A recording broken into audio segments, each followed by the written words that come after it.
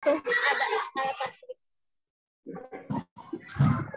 Ya, nah, Ibu, ini direkam ya. Jadi pada kesempatan kali ini saya akan melakukan wawancara bersama Ibu tentang masalah-masalah yang sudah saya identifikasi di kelas saya sebelumnya. Jadi ini mah meminta pandangan Ibu seperti apa ya. Jadi tenang saja. Untuk Oke, siap. khususnya ini permasalahan yang ada di kelas 1 karena saya megang Oh di iya. kelas 1. Nah, yang pertama itu ada 6 jenis permasalahan yang sudah saya identifikasi. Kita mulai saja ke jenis permasalahan yang pertama adalah kemampuan membaca yang rendah. Pertanyaannya, nah, Oh, menurut Ibu, apa yang menyebabkan kemampuan membaca di kelas 1 itu rendah? kalau menurut saya sebetulnya ya di kelas 1 itu memang belum dituntut untuk bisa baca tulis karena memang di TK-nya itu kan memang masih bermain gitu kan. Nah, tapi mungkin karena kurikulum sekarang itu menuntut anak kelas 1 itu udah harus bisa baca tulis karena mungkin kurikulumnya gitu. Jadi mungkin faktor dari TK-nya juga karena ada waktu itu saya pernah di TK dekat tempat kerja saya di SD sebelumnya. Jadi di situ memang di TK-nya tidak diajarkan untuk baca tulis karena memang di TK-nya itu memang hanya untuk bermain saja, taman kanak-kanak. Jadi memang bermain gitu. Nah pas masuk SD mungkin kaget atau bagaimana, jadi anak-anak memang belum bisa baca tulis, sedangkan kan di SD kelas 1 sekarang itu dituntut memang harus sudah bisa baca tulis. Mungkin itu sih salah satunya. Yang kedua mungkin faktor dari keluarga juga, karena memang kan jam belajar kelas 1 itu hanya sedikit ya Bu ya yang saya tahu. Apalagi di SD negeri gitu ya, cuma 2 jam gitu. Nah, mungkin di rumah juga orang tuanya kadang ini sih gambaran saya waktu kemarin itu seperti di SD swasta, kebanyakan orang tuanya itu bekerja. Jadi di rumah tuh nggak ada yang mantau lah gitu. Jadi anak-anak memang dapat dari sekolah saja gitu. Jadi di rumah memang udah aja bermain. Nah, mungkin itu faktor juga lah kurang dukungan lah dari orang tua. Terus ya dari TK-nya mungkin. Nah, terus jam belajar di SD juga masih sedikit mungkin. Mungkin itulah salah satunya Terima permasalahan. kasih Ibu, bagus sekali ya atas jawabannya. Sekarang kita lanjut ke permasalahan di kelas saya yang kedua itu adalah ada siswa yang lambat dalam membaca dalam artian dia susah ingat tapi cepat lupa. Nah, menurut Ibu Iya. apa sih yang Oh menyebabkan iya. siswa tersebut lambat dalam membaca khususnya cepat lupa dan susah ingat itu? Oh iya. Mungkin ini juga dialami sih di kelas saya, Bu Fitri. Nah, mungkin karena kemarin sempat pandemi. Nah, sempat pandemi nih 2 tahun kemarin. Jadi si anak memang di rumah walaupun ada belajar tapi daring. Jadi sudah konsumsi dengan orang tua. Salah satunya yaitu dengan handphone. Nah, jadi anaknya lebih senang bermain handphone, jadi senang main game gitu karena mungkin pandemi itu. Terus memang sekolah juga kan daring, jadi otomatis kan mau tidak mau anak itu pegang handphone. Nah, jadi yang saya alami sekarang juga sama yang dialami Bu Fitri. Jadi anak tersebut jadi konsentrasinya tuh kurang karena itu tadi. Jadi lebih senang main game, main handphone. Jadi dia susah untuk menangkap pelajaran gitu. Udah bisa nangkap pelajaran, di tes lagi udah lupa lagi karena masih terpengaruh oleh ya itu tadi mungkin pengaruh handphone. Nah, kalau yang di kelas saya itu pertama karena pandemi kemarin sih mungkin daring itu, jadi otomatis anak pegang HP gitu. Untuk faktor selanjutnya juga mungkin kebiasaan ya, habit, kebiasaan. Jadi anaknya mungkin dia tidak terbiasa untuk menghafal atau biasanya kalau saya kan itu sepulang sekolah yang saya alami waktu SD gitu. Pulang sekolah tuh sama orang tua ditanya lagi, tadi belajar apa di sekolah gitu. Nah, tadi belajar apa aja di sekolah, dapat apa aja tadi sama bu guru, sama pak guru gitu. Nah, mungkin itu juga salah satu faktor juga orang tua sekarang karena sibuk bekerja, mungkin ayah dan ibu, jadi kurang perhatian juga ke anak dengan tidak mengulang kembali pelajaran di sekolah gitu. Jadi tidak diulang lagi lah di rumah, jadi mungkin anak jadi lupa lagi. Gitu. Oh, iya. Terima kasih Ibu atas jawabannya. Menarik sekali ya. Kemudian kita masuk ke masalah di kelas saya itu ada tentang kurangnya partisipasi orang tua nih. Nah, menurut Ibu, apa yang menyebabkan orang tua itu kurang berpartisipasi? Khususnya saat diajak diskusi oleh guru mengenai kondisi anaknya yang memang memerlukan kerjasama dari guru dan orang tua. Oh iya.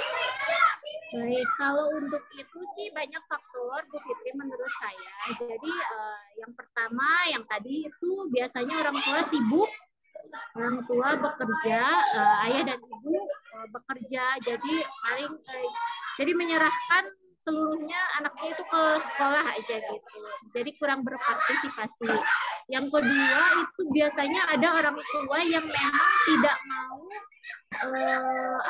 menerima keadaan putra putrinya. Misalkan ya mungkin bisa dikatakan kan si anak tersebut berkebutuhan lah, tapi kadang suka ada orang tua yang tidak bisa menerima, jadi disamakan dengan anak yang lain. Jadi ini sih pernah saya alami juga. Jadi orang tua tersebut menganggap kalau putranya itu memang sama dengan yang lain, jadi tidak perlulah gitu komunikasi yang mengacu ke situ lah. Misalkan kalau kita kan menyarankan untuk berpartisipasi orang tua itu dalam mendukung anaknya dengan misalkan berdiskusi dengan psikolog atau bagaimana gitu. Tapi orang tua kadang kan suka enggak ya, kadang suka nggak mau menerima.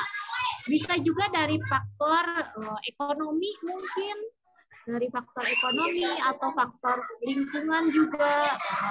Waktu itu sih pernah saya juga mengalami, jadi orang tuanya memang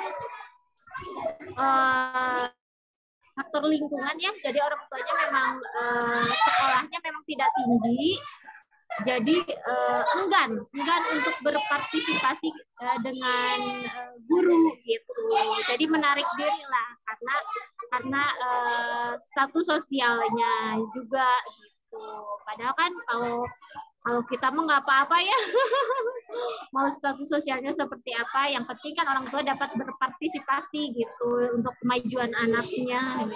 Gitu aja sih Bu Fitri. Oh ya, terima kasih Bu Yuni jawabannya. Nah, sekarang kita masuk ke permasalahan yang keempat, yaitu tentang penguasaan guru mengenai model-model pembelajaran masih sangat terbatas. Nah, menurut Ibu, mengapa penguasaan guru mengenai model-model pembelajaran itu masih terbatas? Oh iya, kalau itu menurut saya sih kurangnya namanya itu ya seperti workshop kurangnya guru tersebut mengikuti. Nah, contohnya misalkan atau kurangnya juga si guru tersebut memang misalkan gaptek gitu, jadi nggak mau cari-cari info tentang metode belajar, yang penting mah ngajar aja gitu misalkan, tapi tidak mau mengetahui beberapa model gitu, padahal yang cocok untuk anak didiknya atau untuk pelajarannya gitu. Paling itu aja sih kurangnya pengetahuan guru tersebut atau kurang ikut workshop. Seperti saya nih, misalkan saya belum tahu bagaimana nih kurikulum merdeka gitu, karena memang belum ikut workshop. Karena kemarin kan baru kelas 1 kelas 4. Tapi saya sekarang kelas 3, jadi memang belum tahu nih kurikulum Merdeka tuh seperti apa, karena belum mengikuti workshop mungkin. Jadi kurangnya pengetahuan aja sih sepertinya, karena itu kan tidak bisa sehari 2 hari ya untuk menggunakan model tersebut gitu. Ada juga yang misalkan gurunya memang nggak mau repot, ya udah ngajar aja gitu, tapi nggak mau menggunakan metode dengan berbagai macam, ada fase-fasenya gitu. Misalkan nggak mau repot, udah ngajar aja gitu. Banyak sih Bu faktornya kalau itu menurut saya. Oh iya. Baik, terima kasih. Nah, sekarang kita lanjut ke permasalahan yang kelima mengenai siswa mengalami miskonsepsi pada materi penjumlahan dan pengurangan soal cerita. Menurut Ibu, mengapa siswa banyak mengalami miskonsepsi pada materi soal cerita penjumlahan dan pengurangan? Oh iya. Kalau itu menurut saya sih, jadi anak itu kan memang dia bisa baca, bisa tulis, tapi kadang anak itu kurang memahami. Nah, biasanya terjadinya di situ sih, kurang memahami soal. Jadi hanya bisa membaca, hanya bisa menulis, tapi kurang paham tentang soal tersebut. Misalkan untuk biasanya masalahnya memang di soal cerita nih, seperti di matematika bertambah banyak atau menjadi bertambah sedikit, padahal kan itu tambah dan kurang gitu kan kalau ditandakan, tapi anak kurang paham dengan kata-kata. Terus biasanya sih anak tersebut kurang daya bacanya. Jadi belum apa-apa suka, kadang kita kan kalau lihat soal cerita banyak nih, kadang suka udah males aja gitu lihatnya, nggak mau dipahami, jadi pengennya yang udah 1+1 gitu aja. Jadi itu sih kebanyakan sih daya bacanya yang kurang literasi, yang jadi masalah utamanya. Iya. Ya, betul sekali ya. Terima kasih atas jawabannya. Sekarang kita ke soal yang terakhir nih, mengenai pemahaman siswa rendah karena pemanfaatan media pembelajaran yang kurang bervariasi. Nah, menurut Ibu, mengapa pemanfaatan media pembelajaran itu kurang, serta bagaimana dampaknya terhadap siswa? Kalau untuk media, biasanya ini kayak saya misalkan Bu, ini juga terjadi kepada saya. Misalkan kadang kita ingin materinya itu dengan media yang bagus lah gitu, tapi mungkin penyediaannya kurang. Misalkan ingin menayangkan dari proyektor, tapi di kelas tuh nggak ada gitu, proyektornya susah misalkan. Terus mau dari media gambar kayak gitu-gitu misalkan, tapi nggak ada waktu gitu untuk membuat media gambarnya gitu. Nah, ini memang sangat berdampak sekali kepada anak. Misalkan kayak anak kelas rendah ya, kelas 1, kelas 2, kelas 3, mereka kan harus konkret gitu. Misalkan tumbuhan itu misalkan bagian-bagian dari tubuh, ada mata, ada hidung. Nah, itu bisalah kita pakai langsung nyata gitu, pakai diri kita. Misalkan kalau bagian hewan harimau, tapi diuang-uang gitu, mungkin ada yang nggak tahu anak kan harimau tuh yang kayak gimana sih gitu, kalau nggak ada media kan. Harimau tuh yang kayak gimana gitu kalau anak kelas 1 misalkan. Nah, itu sih hambatannya ke anak, jadi abstrak gitu, tidak bisa membayangkan kalau kurang media. Tapi kalau kita membuat media kan misalkan dari proyektor atau dari gambar lah yang di print, nah setidaknya anak tahu ininya apa, visualnya gitu. Paling itu aja sih Bu Fitri, semoga membantu. Wah, sangat menarik ya Bu Yuni. Terima kasih banyak atas wawancara hari ini. Sungguh-sungguh informatif sekali. Terima kasih. Ya, sama-sama. Sukses selalu Bu Fitri. Amin.